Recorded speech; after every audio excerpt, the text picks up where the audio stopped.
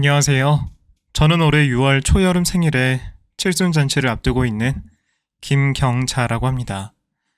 그리고 여기 유튜브 사연 채널의 애청자입니다. 하루에 한 번씩 빼먹지 않고 듣고 있습니다. 칠순 노인이 무슨 유튜브를 하냐고 의아해하시는 분들도 많으시겠죠. 그런데 제 주변의 67순 친구들 보면 유튜브에서 이런저런 재밌는 영상을 많이 본답니다. 저도 흘러서 이 채널을 만나게 됐고요. 그리고 그 후부터 흠뻑 빠져서 휴대폰으로 기구하면서도 통쾌한 사연들을 매일 보고 듣고 있습니다. 하지만 제가 이렇게 스마트 핸드폰을 쓰면서 한글로 글을 쓸 수 있게 된 건 몇 년 되지 않았습니다. 그전에는 노인들끼리 하는 말로 까막눈이었거든요. 아무 배움도 없는 제가 이렇게 글자를 읽을 수 있게 된 것이 정말 행운이라고 생각합니다. 흔히들 하나를 잃으면 또 하나를 얻는다고 하죠. 저의 칠흑같이 어두웠던 인생도 그러했습니다. 행운 하나를 얻으다 치면은 바로 와서 더 큰 불행으로 다가왔거든요.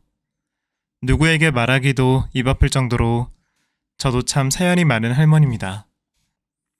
그래서 칠순을 앞두고 용기를 내서 즐겨 듣는 이 유튜브를 빌어서 제 이야기를 많은 분들에게 해드리고 싶어요. 노인이 옛날 이야기 한다고 생각하고 들어주시면 고맙겠습니다. 제가 연습장에 끄적이면 제 며느리가 아마 컴퓨터로 옮겨 적어서 사연을 보낼 거예요. 그럼 지금부터 시작하겠습니다. 저는 어느 시골 마을에서 찢어질 듯 가난한 집 첫째 딸로 태어났습니다. 옛날 사람들은 첫째 딸은 살림 미천이라고 하죠. 지금은 큰일 날 소리지만 저 어릴 때만 해도 그 말이 정답처럼 여겨지던 때였습니다. 초등학교에 입학할 나이가 되어서 친구들은 학교를 다니는데 저는 가지 못했습니다. 가난한 집안에 동생도 여럿이었기에 언강샘심 저는 학교를 가는 건 꿈에도 생각 못하고 있었어요. 초등학교에 들어갈 나이에도 어린 동생들을 돌보다가 겨우 10살의 나이에 돈을 벌러 나가야 했습니다. 노름꾼 아버지는 돈 벌 생각을 하지 않고 한량처럼 지냈고 시장에서 나물 파는 어머니와 저는 그나마 동생들 먹일 쌀이라도 사려고 남의 집 논에서도 일하고 시장에 나물도 팔러 다니면서 열심히 일했습니다.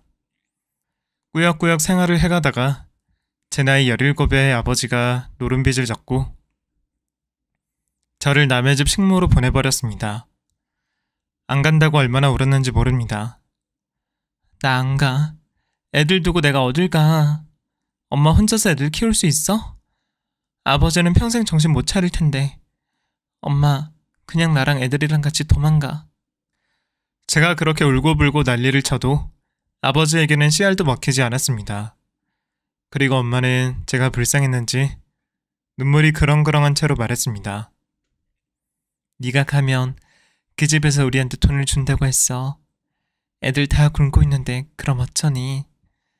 그 돈이면 네 아버지 빚도 갚고 애들 학교도 보낼 수 있어. 너만 좀 희생하면 돼. 경자야 미안하다. 그 집에서 조청 만들고 꽈배기 팔고 그렇게 살다 보면 너도 기술이 생겨서 다른 데 가서 더 잘 살 수 있어. 딸내미 팔겠다는 말을 참 길게도 하시네요.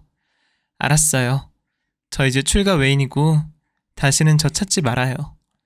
그렇게 저는 울며 겨자 먹기로 조청과 꽈배기를 만들어 파는 장사꾼 집에 식모로 일을 하러 갔습니다. 저는 주방 옆에 작은 다락방에서 생활을 했습니다. 하루 종일 그 집 빨래하고 청소하고 가게 나가서 일손을 도왔습니다. 저에게 잠잘 시간이라고는 새벽 1시부터 6시까지 딱 5시간밖에 없었습니다. 힘들었지만 부모님이 돈을 받은 만큼 열심히 일해야 했습니다.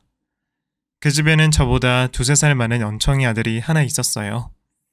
그 집 사장과 사모가 힘들게 갖고 난 아들이라고 들었는데 성격이 참 괴팍했습니다. 뭐든 자기 마음대로 안 되면 냅다 물건을 집어던지고 괴성을 질렀습니다. 엄마, 나 오늘 소고기 묵국 먹고 싶다고 했잖아. 왜 밥상에 청국장이 올라와? 야, 네가 우리 엄마 말 안 들었지? 아니에요. 사모님이 청국장 하시라고 했는데. 에이, 안 먹어. 그렇게 밥상을 엎으면 제가 다 치워야 했습니다. 언청이라는 자격지심 때문인지 친구도 없고 항상 집에 혼자 틀어박혀 있다가 저녁이 되면 동네를 어슬렁거렸어요. 한편으로는 참 안 됐다는 생각이 들었습니다. 얼마나 다른 사람들이랑 어울리고 싶을까 해서요. 그런 그 사람이 저에게 가끔씩 말을 걸었고 같이 산책도 나가자고 했습니다. 내가 사실 경자 너한테 함부로 대하는 것 같지만 다 너가 좋아서 그래. 나한테 유일한 친구이자 여자니까. 나는 장가가기도 글렀고 네가 나한테 시집 와라. 저는 전혀 그런 감정은 없었거든요. 그런데 그놈이 저와 결혼을 하겠다고 집 부모님들에게 난동을 피우기 시작했습니다. 그때 제 나이가 딱 20이고 그 인간 나이가 25이었습니다. 그전에도 여러 번 선을 봤지만 선을 본 여자들은 한 달도 안 돼서 학을 떼고 도망을 갔대요. 언청이라서가 아니라 제멋대로 군이 좋아할 사람이 있겠습니까? 그러다 보니 사장과 사모도 괴팍한 성격에 자기 아들이 장가가기는 글렀다고 생각했던 것 같아요. 하루는 사모님이 저를 불러앉혀놓고 말했습니다. 경자야, 내 사모님 뭐 시키실 일 있어요? 그게 아니라 너 우리 윤간이 어떠니? 어떤 년이요? 주인집 아들님이죠. 윤간이가 원래 저렇게 성질 나쁜 놈은 아니었어. 어려서부터 놀림도 많이 당하고 상처도 받고 그래서 수술을 해도 자국이 남아서 그런지 남들 앞에 서기 부끄러워하더라. 사실 저놈 개팍한 척 하는 거지 속은 정말 여린 놈이다. 너 우리 집에 시집 오지 않을래? 딸 갖다 판 네 부모도 알만하고 너 갈 곳도 없잖아. 우리 집에 시집 와서 먹고 자고 해라. 사모의 말을 듣고 그 눈앞이 캄캄해져서 저도 모르게 눈물이 쏟아졌습니다. 그리고 일리 있는 말이라고 생각했습니다. 제가 당장 그 집을 나간다고 하면 어디서 뭐라고 살아야 될지 대책도 없고 막막했거든요. 어렵고 세상 물정 모르던 저는 결국 그 집 개팍한 아들에게 시집을 가기로 결정했습니다. 결혼식이라 할 것도 없이 사진관에서 사진 몇 장 찍고 혼인신고를 했습니다. 그렇게 저는 그 집의 완벽한 노예가 되었습니다. 집에 따로 일하는 사람 없이 온갖 잡일은 다 제가 떠맡아야 했습니다. 한마디로 결혼 전과 달라진 게 없었던 겁니다. 그래도 가족이 되었는데 어쩜 그렇게 저를 부려먹던지. 며느라, 겨울이라고 빨래 안 하니? 저기 쌓인 것 좀 봐라. 오늘 다 빨아 널어. 그리고 내일은 윤간이가 잡채 먹고 싶다니까 아침 새벽에 일어나서 해놔. 시킨 일을 다 하면 저는 잠깐 눈 붙일 시간도 없었습니다. 시어머니는 말로만 저에게 며느리라고 부르고 제가 시종이라도 된 듯이 편하게 부려먹었습니다. 추운 날 얼음물에 그 많은 빨래를 하다가 손이 꽁꽁 얼어붙었습니다. 감각도 없는 손으로 빨래를 다 한 후 주방에 들어가서 손을 녹였습니다. 그리고 곧장 남편이 먹고 싶다고 한 잡채 재료를 준비해야 했습니다. 참 서럽고 고달팠지만 그래도 제 한 몸 누일 수 있는 지붕이 있다는 것에 감사해야 했습니다. 그렇게 몸종처럼 지내면서 결혼하고 1년이 지나도록 애 소식이 없자 시모와 시부는 저를 닥달하기 시작했습니다. 너 무슨 문제 있는 거 아니야? 왜 아직도 애가 안 생겨? 우리 집에 자식이라고는 윤간이 하는데 네가 대를 이어줘야 할 거 아니야. 유전으로 치면 저희 부모님은 애를 넘치게 많이 낳으셨고 시댁이 아이를 갖기 힘든 유전자를 갖고 있는 것이 뻔했습니다. 저는 욕받이 무녀마냥 모든 안 좋은 일이면 다 제 탓이 되고 입에도 담지도 못할 막말을 먹어야 했습니다. 저는 시댁 식구들과 같은 밥상에서 밥을 먹은 적도 없었습니다. 항상 팔다가 남아서 썩기 직전인 조청 꽈배기가 제가 먹을 수 있는 음식의 전부였습니다. 가끔 밥을 차리다가 간을 본다고 한 젓가락을 주면 귀신같이 달려와서 타박을 놓았습니다. 아이고 그걸 네가 왜 먼저 먹어. 부정타게. 욕심도 많다 많아. 그 좋은 꽈배기랑 조청 먹으면서 뭐가 그렇게 더 먹고 싶어서? 어머니, 저 못 먹어서 아이를 못 갖는 거 아닐까요? 저도 쌀밥에 반찬 좀 먹게 해주세요. 백날 첫날 꽈배기랑 조청만 먹으니 입이 달아 죽겠어요. 요거 봐라. 이제 대들기까지 해? 이리 와. 오늘 잡들이 한번 제대로 해보자. 그러면서 시몬은 빗자루를 들고 분이 풀릴 때까지 저를 내려쳤습니다. 제 몸에는 온갖 상처들이 가득했습니다. 동상도 생겼다가 그냥 놔둬서 피부가 쭈글쭈글했고요. 남편은 부모가 번 돈을 가지고 나가서 술 마시고 노름을 하면서 바람도 폈습니다. 당시에 저는 그냥 확 죽어버리는 게 낫겠다는 생각이 머릿속에 꽉 들어차 버렸습니다. 정말 확 죽어버릴까 하던 찰나에 세상도 무심하시지 임신을 하게 됐습니다. 참, 맘 편히 죽지도 못하는 팔자네, 내 팔자는.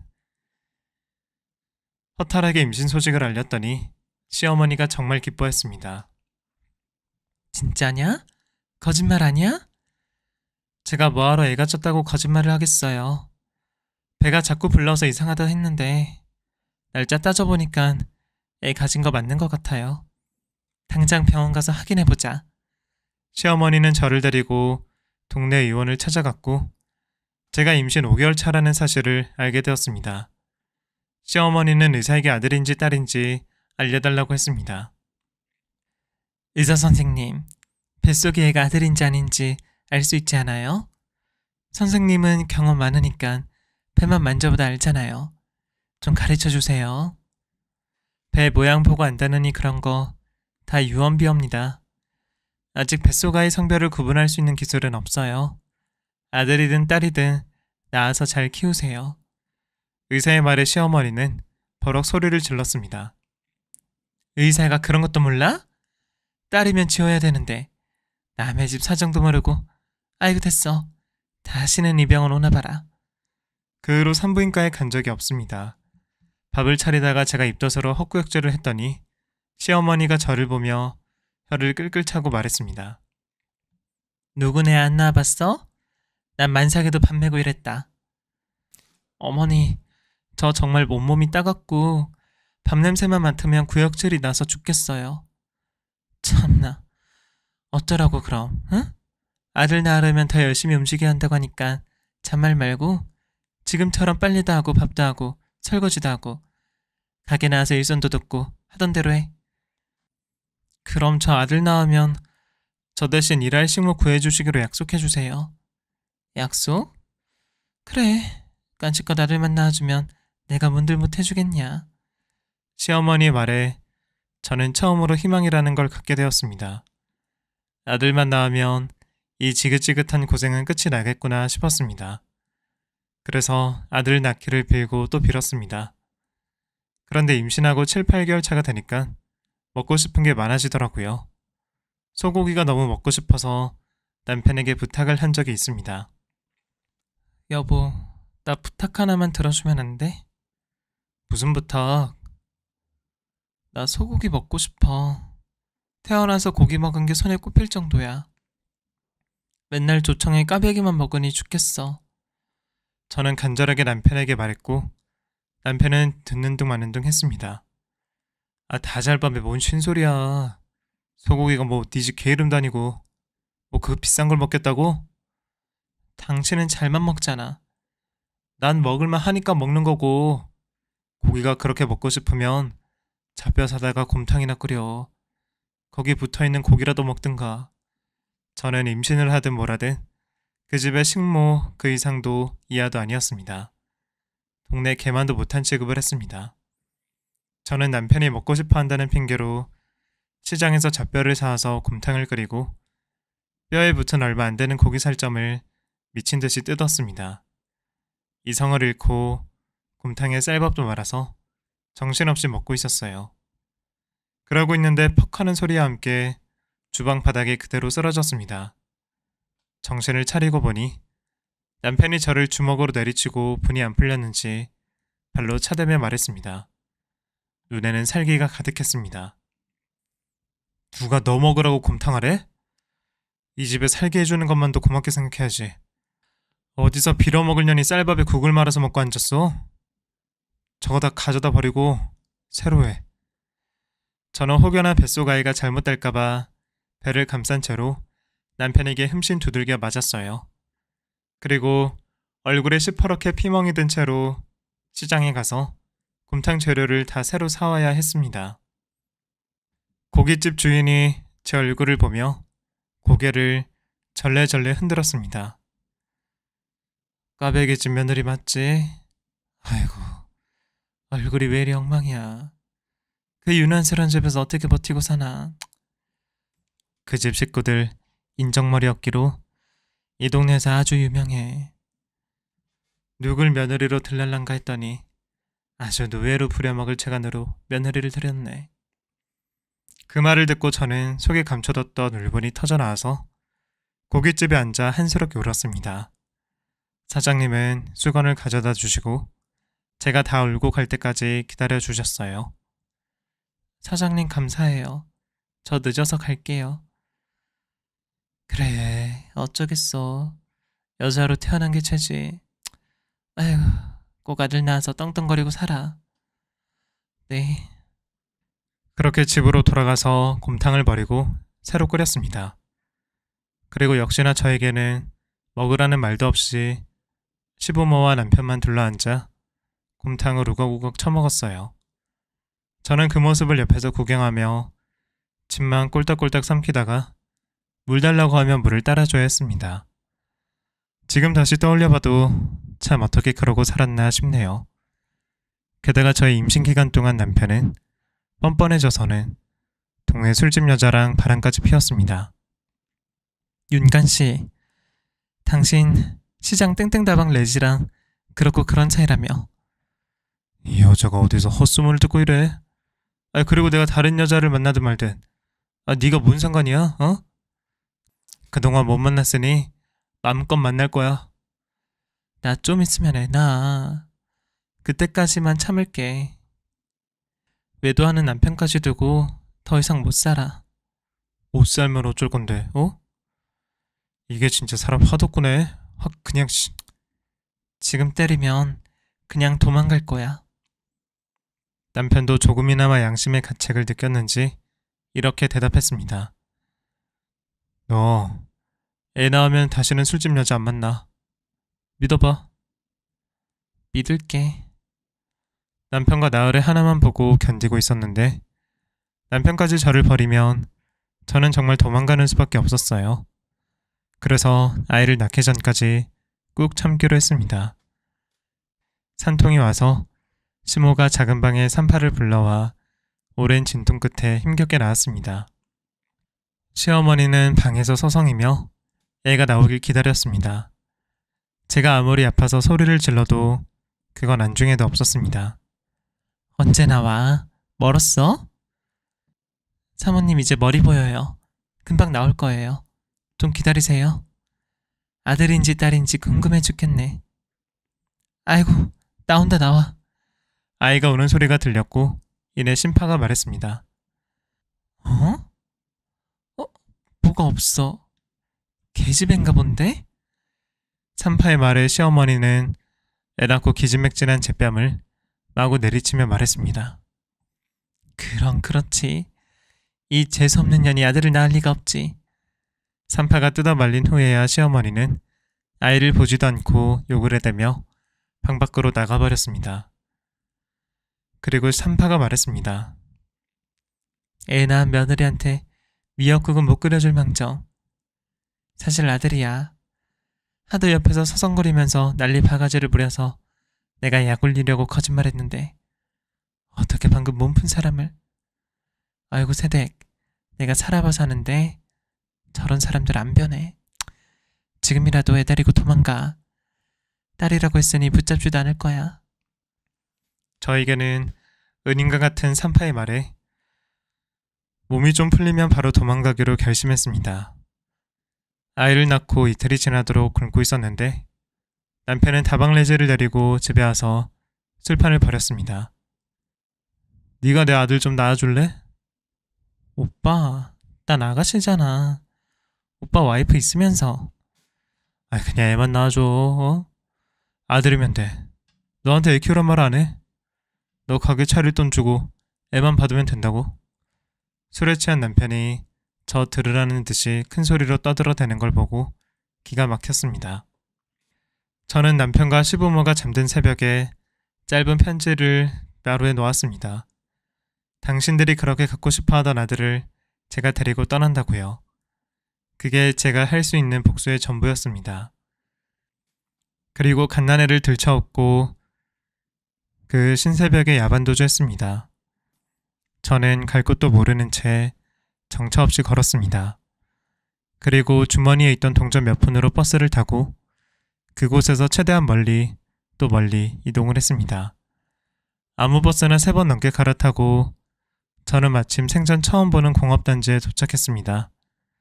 고향이 아닌 곳에 처음 와본 저는 정신이 없었어요. 하지만 제품에 안겨서 우는 아이에게 젖을 먹이며 악착같이 살기로 다짐했습니다. 다 필요 없어. 이 애만 있으면 돼. 나 혼자서 다 헤쳐나갈 거야. 그렇게 힘을 짜내어 저는 아이와 함께 들어갈 수 있는 공장을 찾아다녔습니다. 대부분의 공장에서 아이는 데리고 와서 일할 수 없다고 했습니다. 그런데 인력난에 시달리던 가발 공장에서 이미 주부 직원들의 아이를 데려다 놓고 봐주는 아이방이 있었습니다.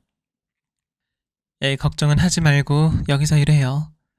집 없으면 공장 옆에 컨테이너 박스 있으니까 거기서 지내. 전기도 들어오고 나름 따뜻하니까.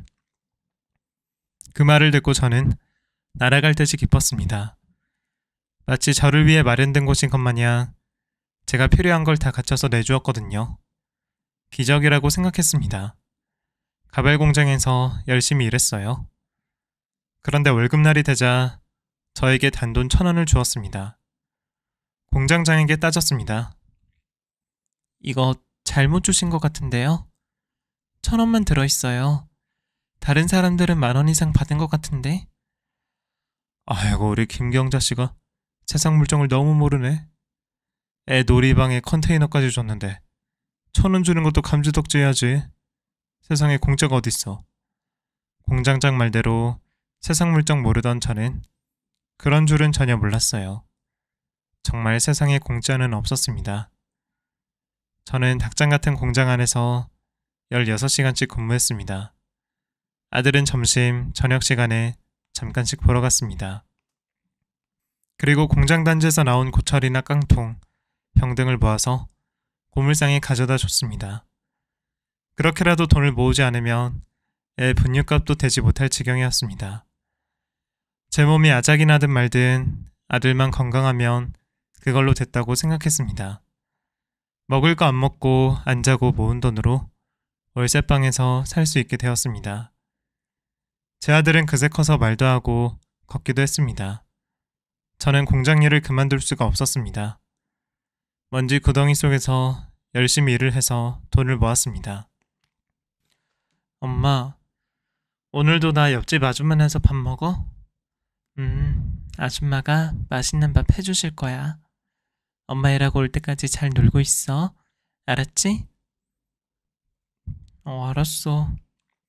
당시에 옆집에 전업주부로 있는 아주머니에게 한 달에 얼마씩 돈을 주고 아이를 맡겼거든요. 다행히 성심이 고운 분이라 제 아들을 살들이 챙겨주셨습니다. 난 애들 다 시집장가 보내고 적적했는데 잘 됐네. 애기 엄마, 걱정 말고 나가서 편히 일해. 고맙습니다. 그럼 잘 부탁드릴게요.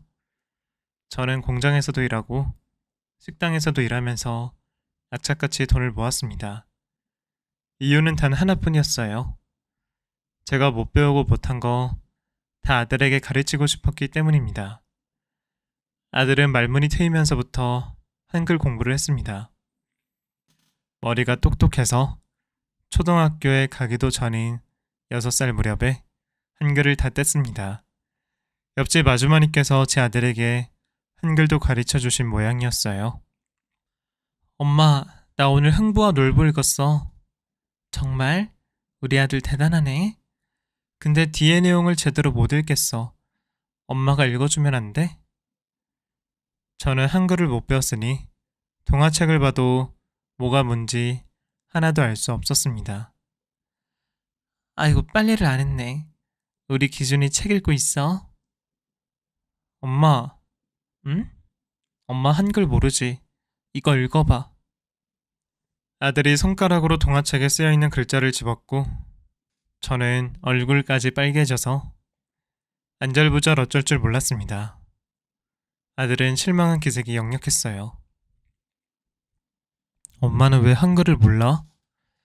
옆집 아줌마도 다 하는데, 나도 다 하는데 왜 엄마는 몰라? 엄마 바보야? 엄마한테 그런 말 하면 안 돼.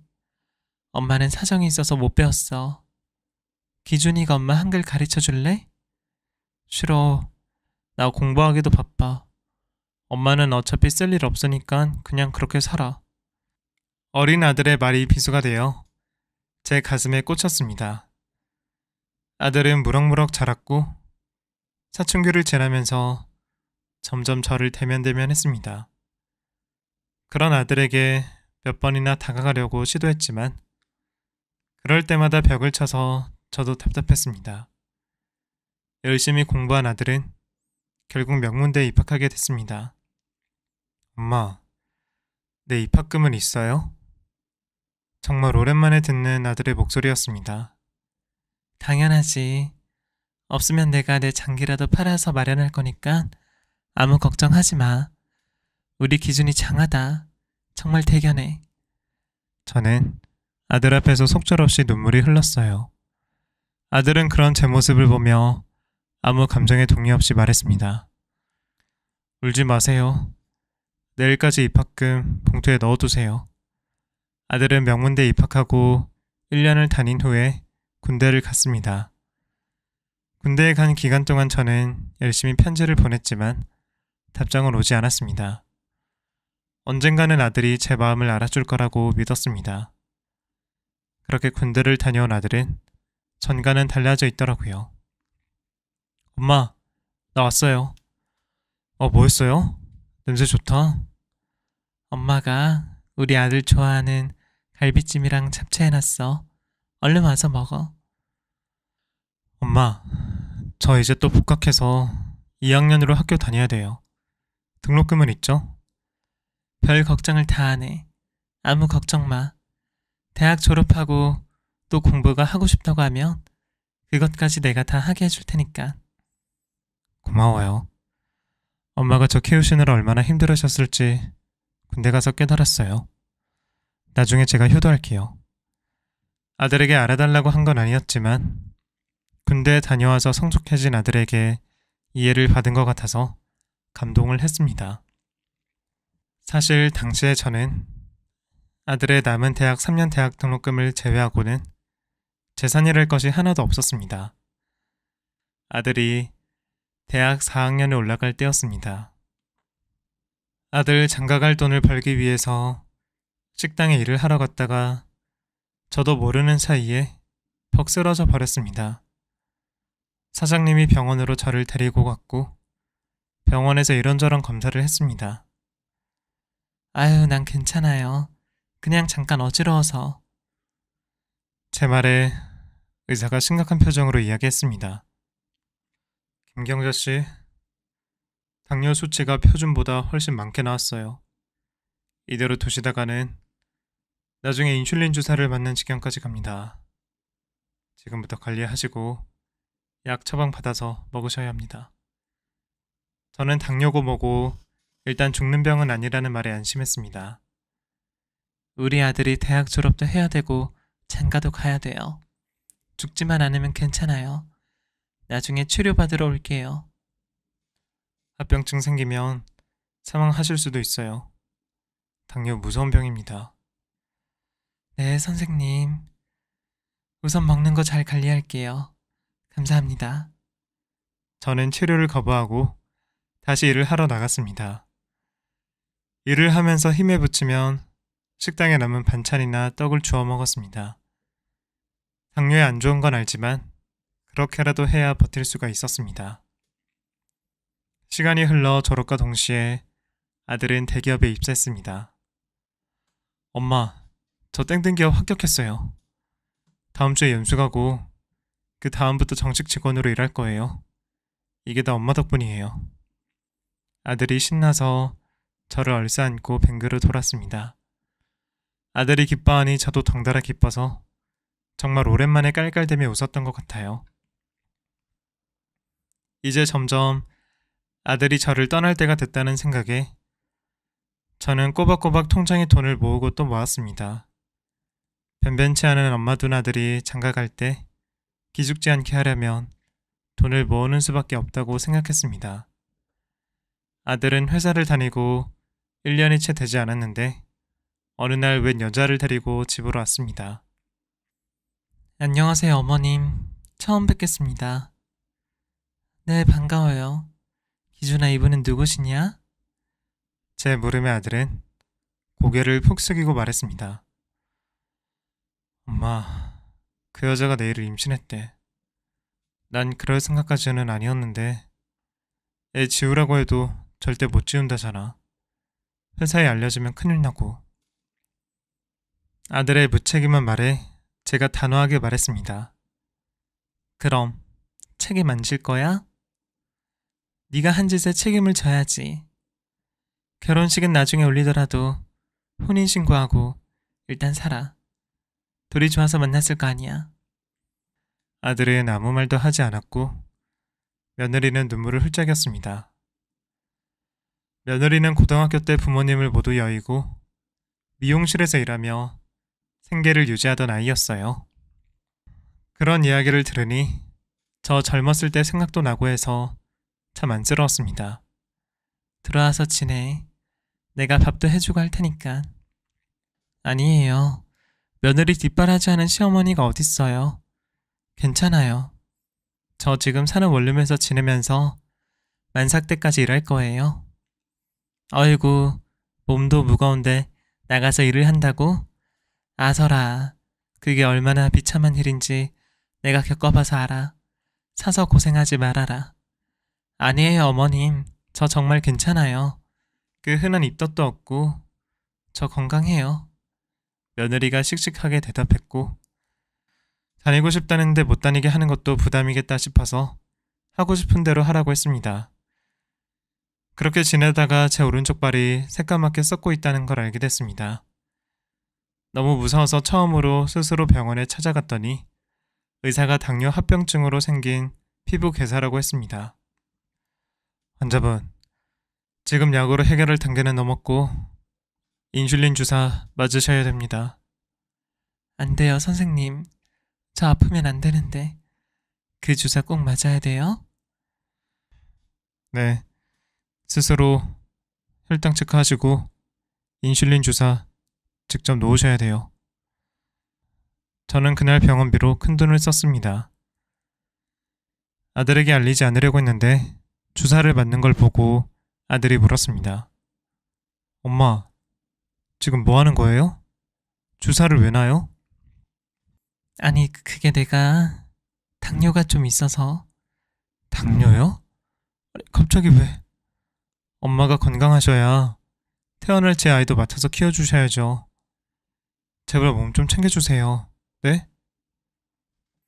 아들은 저보다는 제가 일을 못할까봐 걱정하는 것 같아서 정말 서운했어요.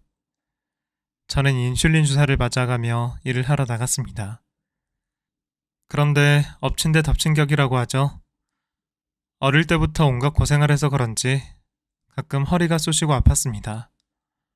오랜만에 며느리와 아들과 식사를 하려고 모인 자리에서 의자에 앉아있던 제가 극심한 허리 통증으로 바닥에서 움직이지도 못한 채 누워 있었어요. 어머님, 어디가 안 좋으세요? 일어나 보세요. 허리가 끊어질 것 같아. 못 일어나겠어. 아들은 한숨을 내쉬었고 며느리가 구급차를 불러서 병원에 실려갔습니다. 의사는 당장 디스크 수술을 받지 않으면 하반신 마비가 올 수 있다고 겁을 줬습니다. 저는 수술 필요 없다고 했지만 며느리가 꼭 수술을 받아야 한다고 했습니다. 1,000만 원이 넘는 수술 비용이 든다고 해서 저는 제 통장 비밀번호를 알려주고 아들에게 제 수술비를 그 돈으로 하라고 했습니다. 이거 저 장가 갈 때 주려고 모은 돈이잖아요. 이걸 엄마 병원비에 쓰면 전 어떡해요? 아들의 말에 하늘이 무너지는 것 같았습니다. 당신 어머님한테 그게 무슨 말이야? 그 돈이 왜 당신 돈이야? 어머님이 모으신 돈인데 얼른 죄송하다고 해. 며느리가 말려도 아들은 지 하고 싶은 말을 다 했습니다. 그 통장에 겨우 5천 있는데 거기서 1,000만 원 엄마 병원비로 쓰면 나도 모르겠다. 늙은이 병만 생기고 참 알았어요. 저는 제가 모은 돈을 제 병원비로 쓰는데도 눈치를 봐야 했습니다. 제가 그 돈을 아들에게 준다고 했으니 아들도 자기 돈이라 생각해서 아까웠을 수 있을 거다 하고 이해를 했습니다. 당시에는 참 희한했어요. 젊어서부터 고생한 몸이 저에게 시해를 하는 것 같았습니다. 50대였던 제 몸 여기저기 망가진 곳들이 속속들이 드러났습니다. 그중 하나가 허리였고 허리 수술을 받고 병원에 일주일이 넘게 입원을 했다가 퇴원했습니다. 그 후로는 이리고 뭐고 아무것도 할 수가 없었습니다. 그리고 몸이 자꾸 붓고 금방 피로해지고 방금 한 행동이 생각나지 않아서 한참 멍하니 있을 때가 많아졌습니다.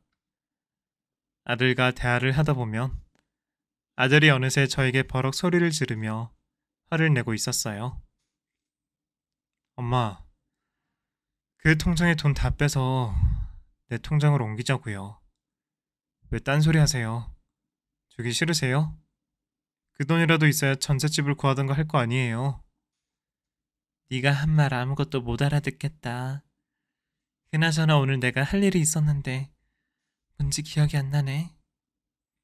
인슐린 주사 맞았어요? 인슐린 주사? 그걸 내가 왜 맞아? 제 말에 아들은 기겁을 하며 소리를 질렀습니다. 이제 하다 치매까지 온 거예요? 엄마 누가 보살펴준다고요? 몸 관리 잘하라고 그렇게 말했는데 누굴 고생시키려고. 아들은 핏대까지 세우며 괴성을 질렀습니다. 그 소리가 너무 커서 손으로 귀를 막았습니다. 그리고 잠시 후 귀에서 손을 뗐는데도 소리를 지르는 아들의 모습만 보이고 소리가 들리지 않았습니다. 당시에는 몰랐는데 지금에야 그때 돌발성 난청이 생겼다는 걸 알게 됐습니다. 당시에 아들은 성을 내고 저는 머릿속이 뿌옇고 혼란스러워서 너무 괴로웠습니다. 제가 하도 못 알아들으니 그 밤에 아들이 제 팔을 잡아 끌고 밖으로 나갔습니다. 어디 가는 거야? 인적이 드문 고속도로 진입 구간 갓길로 저를 데리고 갔습니다. 그리고는 저를 보며 뭐라고 중얼댔습니다. 그때까지도 소리가 들리지 않았는데 갑자기 빵 하는 클락션 소리가 들렸고 아들의 말도 들리기 시작했어요. 엄마, 제발 그냥 죽어줘. 그게 날 돕는 거야. 그 끔찍한 말을 듣고 뭐라 대꾸하기도 전에 아들은 저를 차가 다니는 도로로 밀어버렸고 그 후로는 아무 기억도 나지 않아요. 마치 긴 꿈을 꾸다 깬 듯이 눈을 떴고 제 앞에는 의료진과 며느리가 허둥대며 저를 지켜보고 있었습니다. 김경자 환자, 정신이 들어요? 이 사람 알아보시겠어요? 며느리인데 우리 아들은 어딨어요? 그러자 며느리가 꺽꺽 소리를 내며 울기 시작했습니다. 그리고 말했어요. 어머님, 기준씨 이제 없어요. 죽었어요. 며느리 말로는 아들이 홧김에 차도로 저를 밀었다는 죄책감에 시달리다가 음주운전을 했고 가드레일을 받고 차가 전복되어서 그 자리에서 사망했다고 말했습니다. 아이고 기준아, 이 못난 애비 만나서 아이고. 아들이 죽었다는 말을 듣고 가슴이 미어졌습니다. 아무리 저에게 폐륜을 저지른 아들이어도 자식 앞세운 부모의 마음은 겪어보지 않으면 모른답니다. 저는 뇌가 부어서 수술을 했고 3개월이나 의식을 잃고 병원에 누워 있었다고 했습니다. 3개월이나 병실에 누워 있다고 하니 당장 드는 떠오른 생각은 돈이었습니다. 아이고, 그럼 병원비가 어마어마할 텐데. 며느라, 나 지금 태어날란다. 아니에요, 이거 보세요. 어머니 통장 가져왔어요. 통장에 얼마라도 남아있으려나 하는 마음으로 열었는데 살면서 본 적 없는 셀 수 없이 많은 0이 적힌 걸 보고 눈을 부비고 다시 봤습니다. 이게 얼마냐? 어머님, 30억이에요. 시아버지가 돌아가시면서 재산을 남겼나 봐요. 서류상 어머님과 이혼한 것도 아니고 기준 씨를 호적에 올려뒀었대요. 시아버지? 자초지종을 들으니 제가 의식을 잃고 있을 때 저를 도망치게 한 그 사람이 재산을 남기고 죽었다고 합니다.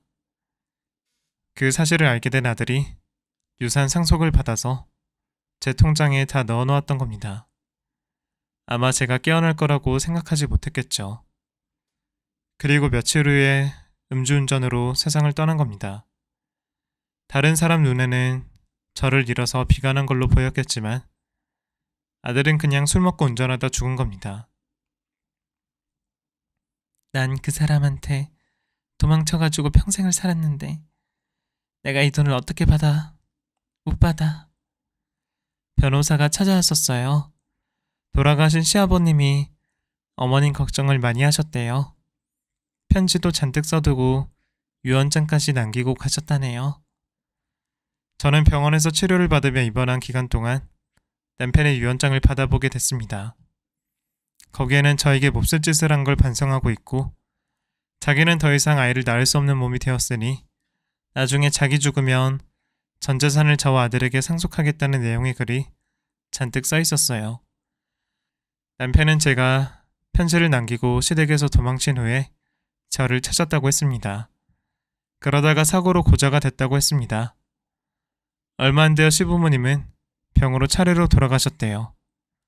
홀로 남아 외롭게 조천 꽈배기 가게를 운영하다가 사업이 확장돼서 다른 간식들도 함께 파는 공장을 차렸던 모양이었습니다. 그러다가 병에 걸렸고 유언과 유산을 남기고 죽어버린 겁니다. 있을 때 잘할 것이지. 그렇게 괴롭혀놓고 이 많은 돈만 남기고 죽으면 어떡하라고. 저는 유언장을 보고 오열했습니다. 소중히 키운 아들도 복수하고 싶던 남편도 허망하게 세상을 떴다는 사실이 분통했어요. 그 후로 저는 며느리의 도움을 받아서 제 몸에 남은 상처를 치료했습니다. 제가 치매 증상이 생겼던 건 갑상선에 문제가 생겨서 잠깐 나타난 증상이라고 했습니다. 온갖 제 몸에 있는 병을 치료하고 2달 후에 저는 퇴원했습니다. 그리고 통장에 든 30억을 어떻게 해야 하나 고민을 했습니다. 아들 죽고 자식 낳아서 혼자 키우고 있는 며느리에게 일단 10억을 줬습니다. 못난 내 아들 때문에 고생 많았어. 여자 혼자 애 키우는 게 얼마나 힘든 일인지 누구보다 내가 잘 알아. 어머니, 그래도 이렇게 큰 돈을 어려서 힘들었던 나한테 주는 돈이라고 생각하고 주는 거니까 받아서 우리 손주 잘 키워줘. 그거면 됐어. 어머니, 저 아파트 살 거예요. 어머니 저랑 같이 사실래요? 됐다, 혼자 살고 싶어. 그럼 같은 단지에 살아요. 어머님 손주 보고 싶으실 때 마음껏 오시고요. 며느리 덕분에 저는 처음으로 아파트에서 살아보게 됐습니다. 그리고 손주를 봐주면서 저도 같이 한글 공부를 했습니다. 며느리가 살뜰히 저에게 한글 공부를 시켜줬습니다. 제 이름 석자를 쓸 줄 알게 됐을 때 얼마나 감격했는지 몰라요. 쓰고 또 쓰고 연습장 한바닥이 꽉 차도록 제 이름을 썼습니다. 김경자, 이걸 내가 몰라서. 며느라가 내 이름 참 예쁘지 않니? 정말 예뻐요, 경자씨. 며느리가 그렇게 말하자 옆에 있던 손주가 저를 와락 끌어안고 경자씨, 우리 경자씨 라고 속삭였습니다. 정말 행복한 순간이었어요. 사실 태어난 후에 저는 아들이 패륜짓을 하다가 죽게 된 것도 남편을 버리고 떠난 것도 다 내 잘못인 것 같아서 죄책감에 시달렸습니다. 그러다가 살뜰히 저를 신경 써주는 며느리와 손주를 보면서 조금씩 기력을 되찾았습니다. 그 후에 노인대학에 들어가서 공부도 하게 됐습니다. 그리고 문화센터에 다니면서 노래도 부르고 시도 쓰고 그림도 그렸어요. 그러면서 제 또래 친구도 사귀고 지금은 같이 여행도 다니면서 아주 즐겁게 살고 있습니다. 미용실을 운영하면서 새로운 남자를 만나게 된 며느리가 제 눈치를 보고 있다는 사실을 우연찮게 알게 됐습니다. 그래서 제가 며느리에게 진심을 다해 표현했습니다. 넌 내 딸이나 다름없어. 너도 나도 가족이라고는 둘밖에 없는데 새 출발해서 잘 사는 모습 보고 싶다. 지난 일을 훌훌 털고 네가 행복할 수 있는 길을 선택해. 정말 그래도 될까요? 그래, 우리 손주 예뻐해주고 자상하고 정직한 사람이기만 하면 돼. 내 눈치 보지 말고 편하게 만나. 며느리는 그 이후에 한의사 남자친구와 사귀면서 저에게도 가끔 밥을 사주면서 만남을 갖고 저희 집에 인사를 하러 왔습니다. 인상이 참 푸근하니 좋은 사람이었어요. 제가 맥 좀 짚어드릴게요. 손 줘보세요.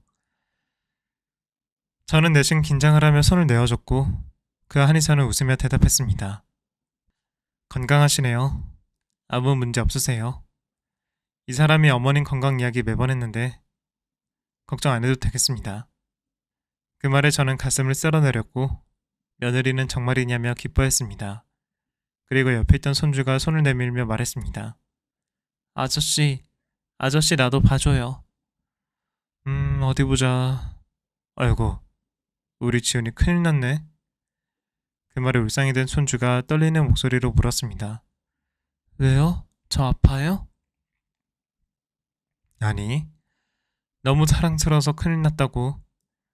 우리 지훈이 지금처럼 무럭무럭 건강하게만 자라라. 그리고 이제 아저씨 아니고 아빠라고 불러. 그 말에 신이 난 손주가 아빠라고 부르며 며느리가 재혼할 남편에게 매달렸습니다. 그 모습을 보며 왠지 가슴 한켠이 시렸지만 며느리가 좋은 사람을 만난 것 같아서 흐뭇하기도 했습니다. 며느리는 재혼해서 딸을 낳았습니다. 어찌나 귀엽고 순한지 모릅니다. 저만 보면 까르르 까르르 웃는 모습이 어찌나 귀엽고 예쁜지요. 그리고 얼마 전에 며느리가 이번 제 생일에 칠순잔치를 할 거라며 기대하라고 했습니다. 요즘 세상엔 칠순잔치가 웬 말이야. 나 뜨거워서 안 할란다. 칠순 기념으로 파티하는 거죠. 제가 유명한 트로트 가수도 섭외할 테니까 기대하고 계세요. 알았죠? 누구 섭외할 건데? 나는 김영웅이가 좋던데. 아, 어머니, 제가 거기까지는 못하겠네요. 곤란해하는 며느리를 보며 저는 깔깔대며 웃었습니다. 그냥 하는 소리지. 고맙다, 우리 며느리, 우리 딸. 이제 제 생일이 얼마 남지 않았습니다.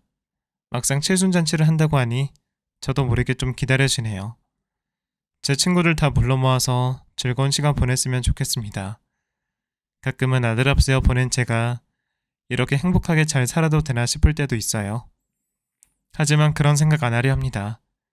죽지 못해 살았던 제 우여곡절 많고 어려웠던 인생이 이제서야 보상받게 된 거라고 믿으려 합니다. 그리고 제가 죽으면 제 재산은 혼자서 힘들게 아이를 키우는 미혼모 기간에 전부 기부하기로 했습니다. 며느리도 찬성했습니다. 언제 갈지는 모르지만 제 도움을 받고 힘차게 살아갔으면 좋겠어요. 여러분들도 하루하루 좋은 기운으로 행복하게 사시길 바라겠습니다. 모르는 할미의 인생 이야기 끝까지 들어줘서 고마워요. 모두들 후회 없이 잘 살다 갑시다.